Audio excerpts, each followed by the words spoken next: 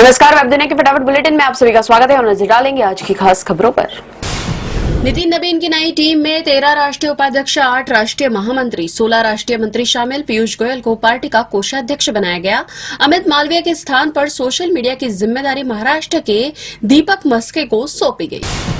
भाजपा के राष्ट्रीय अध्यक्ष नितिन नवीन ने सोमवार को अपनी नई टीम का ऐलान कर दिया। पूर्व केंद्रीय मंत्री स्मृति ईरानी और वसुंधरा राजे की भी हुई राष्ट्रीय राजनीति में वापसी। उन्हें पार्टी का महासचिव बनाया गया है। आप से आए संदीप पाठक भी बने राष्ट्रीय मंत्री। कांग्रेस सांसद और लोकसभा में नेता प्रतिपक्ष राहुल गांधी को सुप्रीम कोर्ट से बहुत बड़ी राहत मिली है। शीर्ष अदालत ने आय से अधिक संपत्ति मामले में इलाहाबाद हाई कोर्ट के समक्ष चल रही कार्रवाई को आगे न बढ़ाने का निर्देश दिया है। अदालत ने सीबीआई और ईडी को इस मामले में हाई कोर्ट के सामने कोई भी रिपोर्ट दाखिल करने से रोक दिया है। बीजेपी नेता शहजाद पूनावाला ने सोमवार को एक बार फिर पार्टी के सभी पदों से अपना इस्तीफा सौंपा है और पार्टी से इसे स्वीकार करने का आग्रह किया है, क्योंकि उनका पिछला इस्तीफा अस्वीकार कर दिया गया था। उन्होंने कहा कि मैं पार्टी की व्यवस्था छोड़ रहा हूं, परंतु विचार और व्यक्ति नहीं। दिल्ली के पूर्व मुख्यमंत्री अरविंद केजरीवाल ने सोशल मीडिया साइट एक्स पर एक वीडियो पोस्ट कर कहा कि मैं दिमागी नक्सल हूं, क्योंकि मैं देशभक्त हूं और मुझे इस पर गर्व है। पूरी ताकत से देश हित में लड़ता रहूंगा। सुप्रीम कोर्ट ने अयोध्या स्थित राम मंदिर के चढ़ावे में कथित हेराफेरी की जांच कर रहे विशेष जांच दल यानी कि एसआईटी से कहा कि वह अपनी जांच तेजी से पूरी करे और उसे तार्किक निष्कर्ष तक पहुंचाए। कहा कि वह कथित चढ़ावा चोरी मामले की जांच में हुई प्रगति पर अपनी वस्तुस्थिति रिपोर्ट सील बंद लिफाफे में दाखिल करे।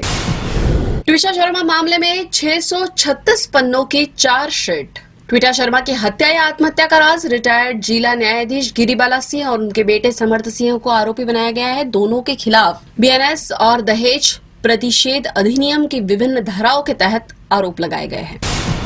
राष्ट्रपति द्रौपदी मुर्मू ने केरल का नाम बदलकर केरलम करने की संबंधी विधेयक को मंजूरी दी। संसद के दोनों सदनों ने पिछले हफ्ते केरल का नाम परिवर्तन के लिए विधेयक 2026 को पारित किया था।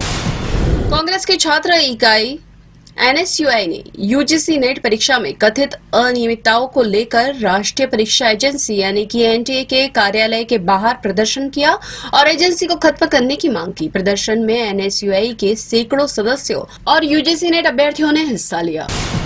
अनियमितताओं को लेकर राज्य में झारखंड कर्मचारी चयन आयोग के कार्यालय में सीआईडी की छापेमारी। दूसरी ओर फिर से परीक्षा कराने की मांग को लेकर छात्रों का प्रदर्शन जारी। राजधानी लखनऊ के एक स्कूल में शिक्षकों की कमी और कक्षाएं ठीक से न चलने का आरोप लगाते हुए सोमवार को भारी बारिश के बीच जयप्रकाश नारायण सर्वोदय बालिका आवासीय विद्यालय की छात्राओं ने विरोध प्रदर्शन किया।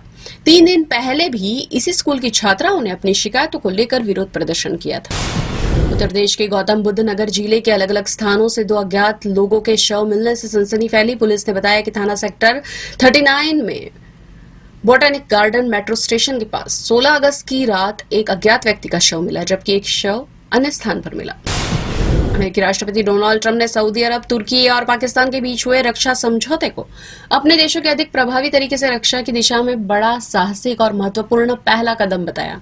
ट्रंप की टिप्पणी से कुछ दिन पहले ही तीनों देशों ने मक्का संयुक्त रक्षा समझौते पर हस्ताक्षर किए थे। यूएई में रहने वाले 3 भारतीय उन 65 स्काई डाइवर्स में शामिल थे जिन्होंने 13,000 फुट की ऊंचाई पर एक विमान से छलांग लगाई और अपने अपने देश का झंडा फहराकर Guinness book of world record में अपना नाम दर्ज कराया। लीबिया के इस आयोजन में केवल 3 भारतीयों, केरल के कन्नूर से जमशीर थनालोट, यूपी के गोरखपुर से अभिषेक रावत और बिहार के पटना से ईशी राज ने हिस्सा लिया था।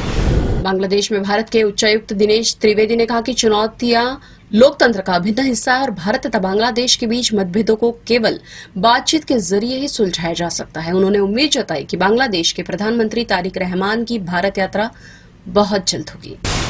यूक्रेन में आर्सेलरमित्तल इस्पात संयंत्र पर रूसी मिसाइल हमले में 2 लोगों की मौत हो गई। इस हमले के कारण भारत के अरबपति उद्योगपति लक्ष्मी मित्तल के स्वामित्व वाले यूक्रेन के सबसे बड़े इस्पात संयंत्र का संचालन आंशिक रूप से प्रभावित हुआ। कंपनी ने हमले की निंदा की।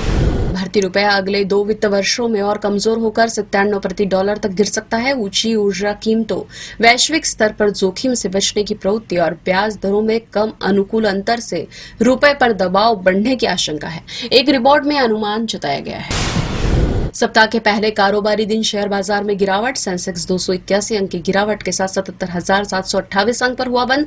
निफ्टी भी 78 अंक गिरकर 24,287 अंक पर रहा। अमेरिकी डॉलर के मुकाबले रुपया 19 पैसे टूटा।